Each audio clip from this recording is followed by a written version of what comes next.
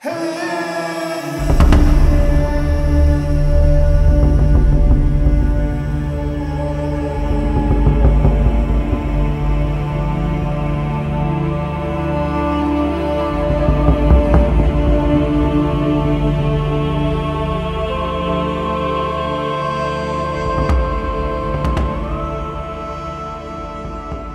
sou Maria do Carmo Nino, eu sou artista plástica, fui professora da Universidade Federal de Pernambuco, estou aposentada agora e tenho uma formação em arquitetura.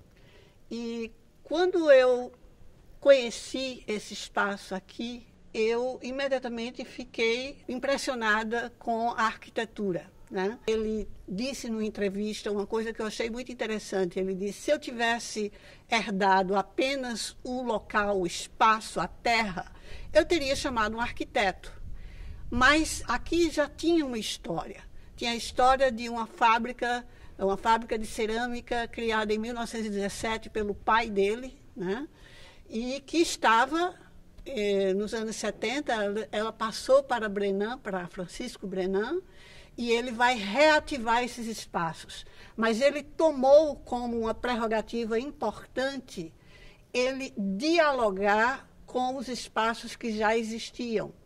Então, daí a afirmativa dele: se eu tivesse herdado apenas a terra, eu teria chamado arquitetos. Mas, como não é o caso, ele criou essa obra muito complexa, que foi essa coisa muito orgânica, né, que se constituiu no trabalho de uma vida, um work in progress, né, um trabalho que ele desenvolveu enquanto ele viveu, de ir dialogando com a história do lugar, com a oficina e reativando estruturas que já estavam aqui e dando o aporte dele. Então, a gente está aqui no grande pátio, onde você tem essas estruturas modulares, que eram estruturas que já existiam e que Brenan vai e recobre com a cerâmica. Aliás, não tem como dissuadir, né, dissociar o trabalho de Brenan da pintura e da cerâmica, porque ele traz a questão da pintura para a cerâmica. Nós sabemos que Brenan era uma pessoa que levava em conta muito seriamente o fato de ser considerado pintor, né? E a obra escultórica dele é uma coisa que se impõe, mas ele dizia que a plasticidade do barro lembrava ele a pintura. E ele traz essa questão para a arquitetura também, nos murais. A gente está vendo aqui, por exemplo, duas figuras que são Adão e Eva, e mais adiante tem a figura de Caim, né, que são figuras bíblicas. E você tem um elemento aqui que é onipresente e é muito importante metaforicamente para o trabalho de Brenan, que é o ovo. A figura do ovo é um elemento importantíssimo para você perceber como para Brenan essa questão era crucial. Aqui nós estamos na estrutura do templo da cúpula azul, que não guarda em si, não abriga nenhuma forma no interior, apenas a de um ovo pendurado sobre um fio, né? E seria o ovo cósmico. E ele aproveitou essas estruturas que já existiam, que eram estruturas de um forno anterior, e ele coloca aqui, o que é muito interessante, né, o símbolo da oficina Brenan, mas ele coloca a data de 1917, que foi a data de inauguração da oficina pelo pai dele, e 1971, que é o momento em que ele se apropria do espaço, que lhe é legado o espaço, e ele começa as reformas. Então, ele coloca essas duas datas de início sob essa figura do ovo, né, que é muito interessante, porque o ovo marcando a ideia de princípio. Então, a oficina começa pelo pai dele em 1917, há um princípio marcado aqui por essa data, e a data de 1971, que é a data em que ele começa a reestruturar todo esse espaço, dialogando com a história que já existia, dialogando com o passado. Esse diálogo entre passado e presente sempre vai estar na obra de Brenan. Na história da arte, quem vai escrever sobre esses elementos constituintes, o menor elemento constituinte de algo, por exemplo, é Kandinsky, né? Na pintura ele vai falar do ponto. O ponto como início e o ponto como fim. Você começa e você termina com um ponto, né? Ele é simbólico tanto de início quanto de fim. Quando você tem a superfície, o primeiro contato do instrumento, seja pincel, seja caneta, seja o que for, com a superfície, é um ponto. Klee vai ter uma frase linda, ele vai dizer que a linha é um ponto que foi passear, né? Que é uma frase linda. Mas então, essa ideia do ovo como ponto, como início, como um aforismo, ela está completamente impregnada na mitologia de Brenan. O ponto não tem escala. Kandinsky vai dizer isso. A Terra, por exemplo, o planeta Terra, é um ponto no espaço. E nele tudo cabe. Todo o nosso mundo cabe. Então, considerar o ovo como esse aforismo onde tudo cabe, nos lembra um autor que é importante para Brenan, que é Borges. Borges vai ter uma obra chamada Aleph, que é o lugar onde todos os contrários se encontram, né? Então, eu acho que trazer essa questão do pensamento borgesiano para o trabalho de Brenan é interessante. Considerar esse ovo cósmico, esse encontro do lugar onde esses contrários se aliam. Uma outra dimensão do pensamento brenandiano que ele traz também, nós temos ali num painel que cita Heráclito de Éfeso, que diz, tudo flui. Heráclito de Éfeso era um pré-socrático e que via o mundo constituído a partir de alianças de contrários. Ele dizia que tudo no mundo, a harmonia que você percebe no mundo, se percebe a partir da aliança de contrários. Mas essa aliança se dá sobre um signo muito particular de Polemos, que é uma figura dentro da mitologia que remete ao deus da guerra. Polemos, de onde vem a palavra polêmica, seria o rei e pai de tudo, segundo esse pensamento heraclitiano. Então, tudo flui, nada está estático, o tempo todo está se transformando, o que eu acho que na simbologia brenandiana está muito presente, essa ideia da reprodutibilidade, essa ideia da transformação de todas as coisas. Então, essa ideia de que tudo flui, nada é estático, nós não estamos, nós não somos, nós estamos, né? Para usar uma dicotomia interessante aí. Então, essa ideia de que tudo se transforma, mas se transforma sob esse signo muito particular de Polemos, que é o atrito, a guerra, enfim. Então, você tem essa dimensão do pensamento heraclitiano, que eu acho que também, assim como de Borges, é interessante de trazer.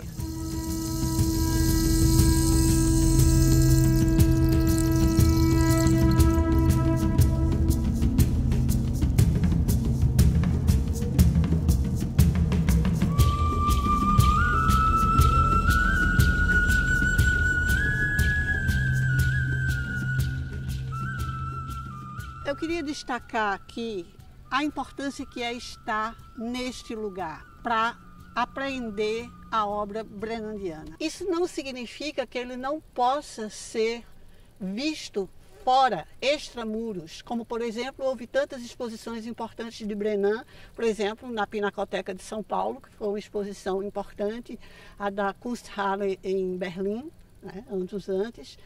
E então é possível você transferir algumas peças e dar uma ideia do universo Brenan. Mas a importância daqui é que existe uma complementaridade, a gente pode ver esse espaço como uma espécie de moldura para tudo que Brenan criou. Então faz parte desse zeitgeist, desse espírito do lugar, essa ideia do ar, do céu, os jardins, o pátio, a atmosfera que aflora dessa experiência, ela realmente traz um aporte importante. Então, quando obras de Brenan são deslocadas, elas adquirem outros sentidos. Mas, estando aqui, você tem uma ideia realmente muito importante de todo esse espírito de tempo atemporal, né? Dessa impressão de atemporalidade e épica que você tem a partir da configuração desse espaço. Então, vendo por partes, logo no início você tem essas figuras, você tem ali atrás uma referência a Vênus, e não qualquer Vênus, é a Vênus de Botticelli, a Vênus que é uma das obras-primas do Renascimento, que é a deusa Vênus, nascida das espumas da água do mar, né? Então, no caso ali, há uma fonte que está desligada no momento, mas há uma fonte. E essa Vênus é chamada de Vênus sequestrada ou só sequestrada, como ela passou a ser conhecida. E segundo o Diário de Brennan, ele chama essa Vênus de sequestrada porque ela não estaria mais com vontade, ela estaria querendo voltar para o mar, porque ela está desgostosa com o mundo onde a questão da reprodução, onde a questão do amor deixou de ser uma questão crucial da maneira como era vista primitivamente. Então, ela estaria sendo sequestrada. Isso são mais ou menos palavras que ele diz em relação a isso. O que eu quero dizer é que Brennan revisitava esses mitos do passado, mas ele dava a eles uma configuração sua, muito pessoal, muito livre, muito liberta. Então, ele tem essa alusão ao passado, mas é um passado que ele reinventa. Bachelard vai dizer que uma das características do sonhador é criar o seu próprio mundo, é criar o seu próprio sonho. E é isso que Brennan faz, né? Ele está o tempo todo transitando entre passado e presente, mas ele reinventa totalmente esse presente. Então, nesta fábrica, que tinha sido a fábrica fundada inicialmente por seu pai, ele reorganiza esses espaços, esse mundo, e que é um mundo extremamente orgânico que ele vai construindo e que ele transforma ao longo de toda a vida, faz disso uma aventura de toda a sua vida.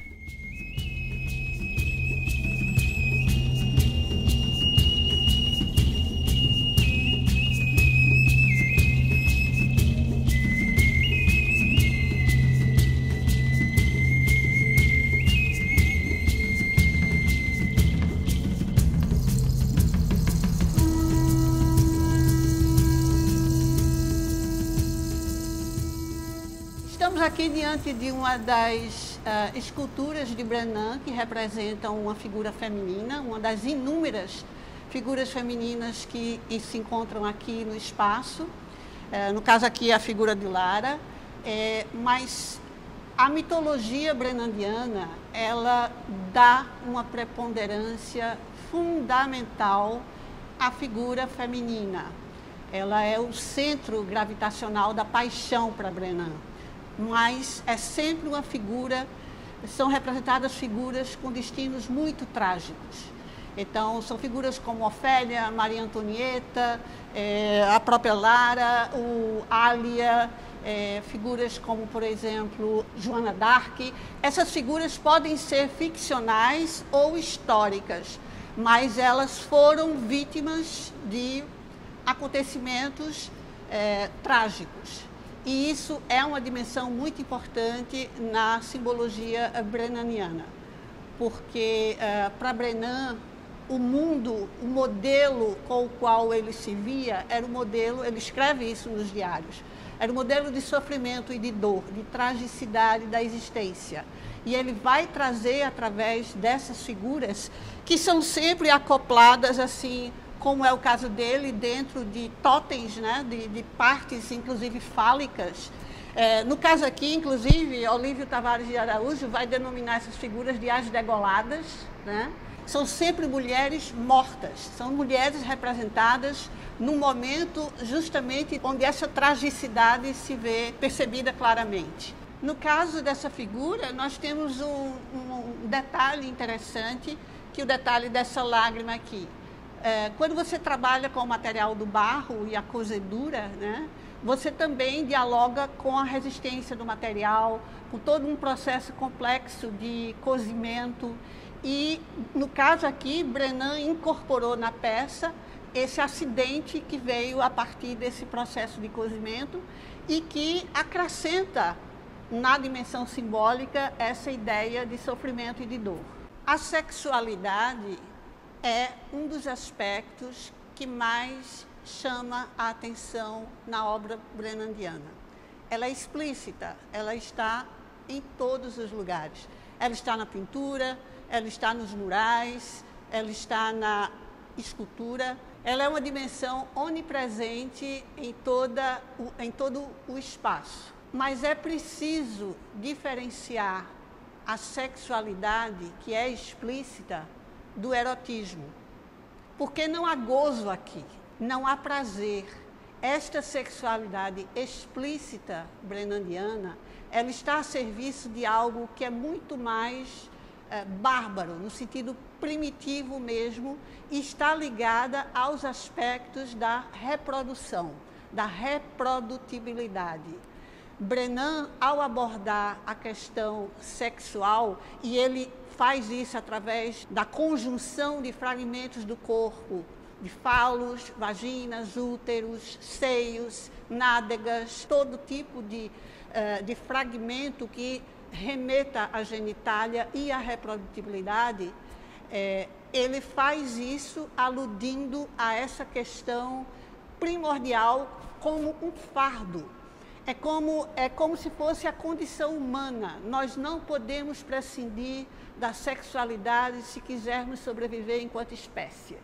Então, ela é vivenciada não como um prazer, como um gozo, mas como um fardo. Brenan, ao fazer essas hipertrofias, né, de aspectos do corpo, tanto do homem quanto da mulher, e fazer cópulas, né, acoplamentos intersexuais, ele traz essa questão como traria um escultor, por exemplo, eu penso numa Vênus de Willendorf, né, que traz o corpo da mulher remetendo à ideia da fecundidade, remetendo à ideia da reprodutibilidade.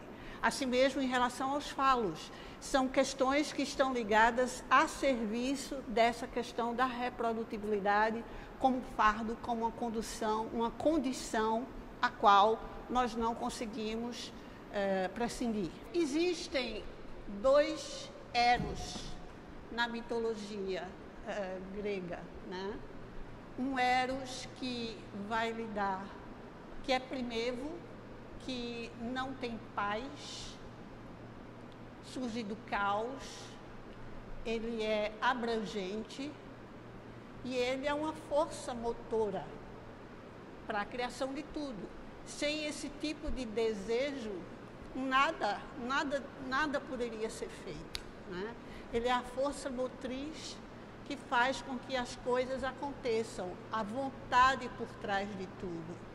E o outro eros é o eros que nós conhecemos, o eros que vem na forma de Cupido, o eros que traz toda essa simbologia do amor carnal, né? Então, sem desejo não há obra, porque o que vai fazer com que uma obra exista é exatamente essa força motriz, esse desejo, né? Mas a questão do eros, como compreendido como simbologia ligada ao amor carnal, é de uma outra ordem. Na história da arte, você tem realmente exemplos muito fortes dessa ideia do amor como posse, né? Mas no caso da maneira como Brenan aborda a questão da reprodutibilidade, ela está ligada mais aos mitos religiosos, sacros, ligados à reprodução, como você vê na arte primitiva, né?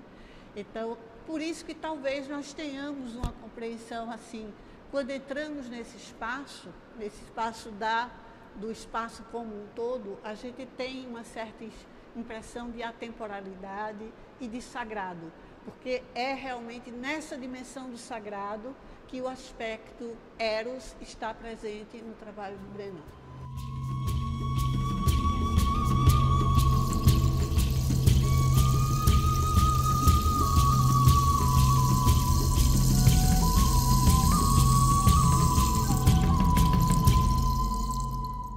Nós estamos aqui na Praça Gauguin, que é uma homenagem que Brenan faz ao pintor Paul Gauguin, um pintor de origem de dupla nacionalidade, né, entre o peruana e francesa, E Gauguin, o que caracteriza, o que para mim ligaria a obra de Gauguin aos interesses de Brenan, seriam essa busca talvez de uma origem, a busca pelo que primitivo, por aquilo que ainda não está contaminado, que eu acho que em Brenan ela aflora de uma outra maneira, mas existe uma busca de algo primevo, de algo novo, de algo absolutamente ligado ao arquetípico. E Brenan vê na figura de Gauguin esse feiticeiro, né? A pintura de Gauguin era uma pintura figurativa, mas ele não pintava as coisas como ele via, ele pintava também como ele as imaginava, né? Lutas entre deuses e demônios, realidades que ele imaginava a partir daquilo que ele estava vivenciando nessas culturas primitivas. E aqui nós temos o cavalo de Troia, que é uma referência claro, a Guerra de Troia, né? E eu acho que junto também com o Templo do Sacrifício, que é um templo que foi erigido em homenagem às civilizações que foram dizimadas, às civilizações que sofreram grandes hecatombes a partir de aventureiros, de conquistas. Então nós vamos dar uma olhadinha lá.